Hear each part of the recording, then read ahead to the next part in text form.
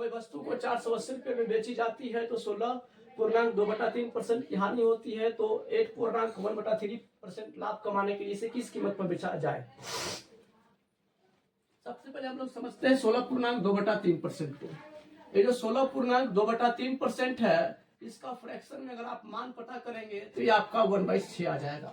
और जो नीचे का पार्ट होगा ये आपका हो जाएगा सीपी कॉस्ट प्राइस, और ऊपर का जो पार्ट होगा वो लॉस होगा, क्योंकि यहाँ हानि की बात की गई है। और यहाँ पर हम लिखेंगे सीपी और एसपी का रेशियो। तो 6 यूनिट का कोई सामान है, उसको 1 यूनिट के लॉस पर अगर हम बेचते हैं तो इसे 5 यूनिट में बेचना पड़ेगा। और यहाँ पर कितना में बेचने की बात किया गया है, तो यहाँ पर 480 रुपये में बेचने की बात की गई है, जो कि 5 यूनिट का मान है। और हमें सीपी पता करना है, 6 यूनिट का मान पता करना है। तो इसे फाइनल जब आप कैलकुलेट करेंगे तो ये आप कट जाएगा, और कटने के बाद क्या आ जाएगा, ये लगता है 96 आएगा। और उसके बाद इसको गुणा कर लेंगे तो 6 6 36 3 और 9 6 54 3 57। तो यहाँ से हम सीपी का पता कर लगा लिए।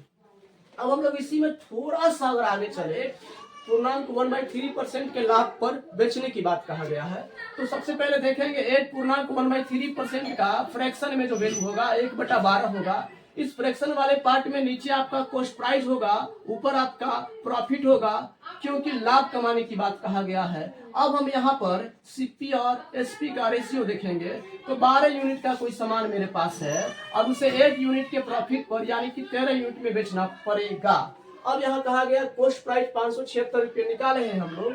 तो ये 576 रुपया जो है आपका, 576 रुपया जो है आपका, ये कॉस्ट प्राइस 12 यूनिट का मान है। और आपको पता करना है सेलिंग प्राइस 13 यूनिट का मान पता करना है। इसे फाइनल जब आप कैलकुलेट करेंगे तो लगता है 48 बार में आपका चला जाएगा। और इसे कैलकुलेट करने के बाद ये 624 रुपया जो आपका होगा, फाइनल आंसर होगा 624 रुपया।